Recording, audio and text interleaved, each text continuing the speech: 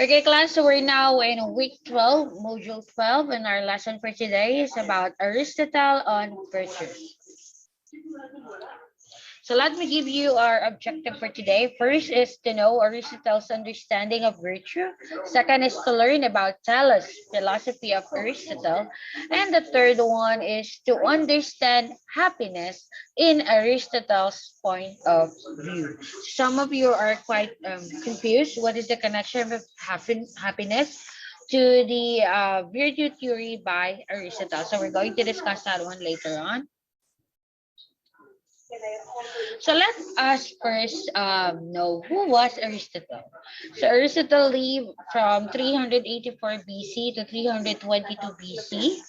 So he lived in Stagira, a small town on the northern part of Greece.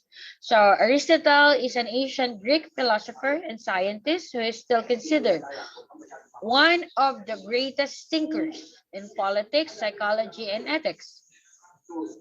He enrolled in Plato's Academy when he turned 17, and in 338 BC, he began tutoring Alexander the Great.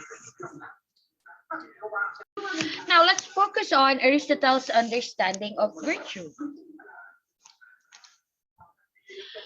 So, Aristotle believed that virtue is a trait of mind or character that helps us achieve a good life guided by reason.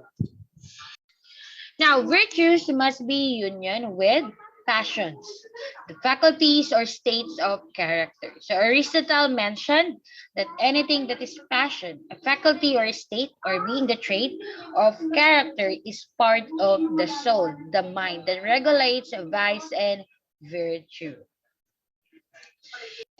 Now, the second part of our lesson for today is Aristotle's telos of philosophy. But what is the word telos?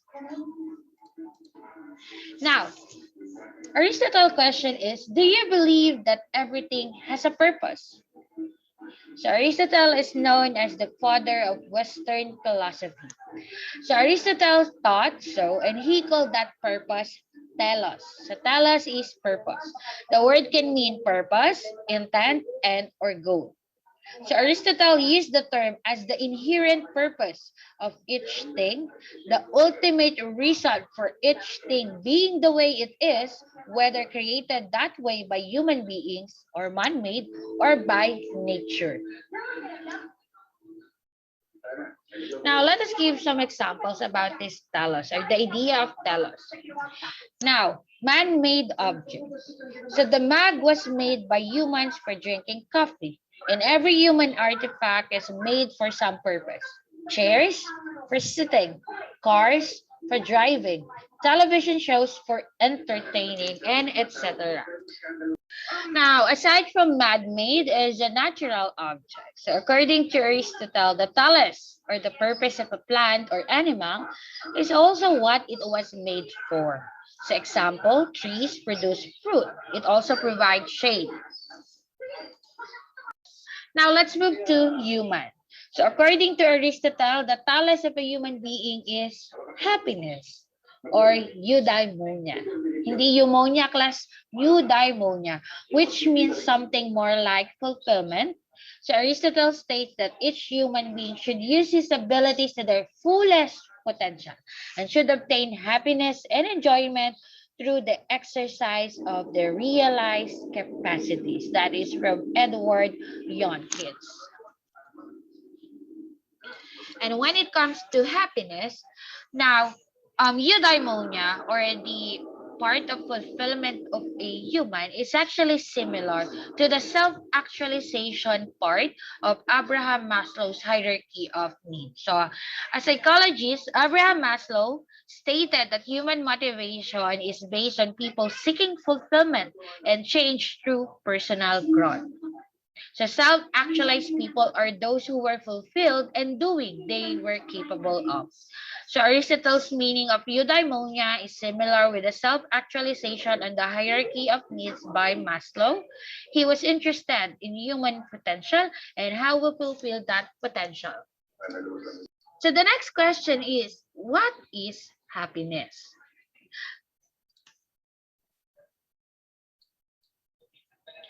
Now, This is Aristotle's definition of happiness. So, according to him, happiness is the meaning and purpose of life, the whole aim and end of human existence. Now, Aristotle and happiness. So, Aristotle introduced the science of happiness.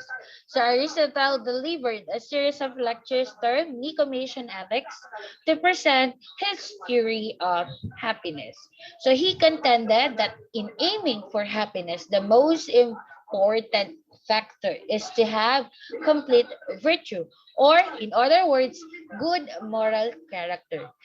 In addition, Aristotle believed that happiness consists in achieving through the course of a whole lifetime.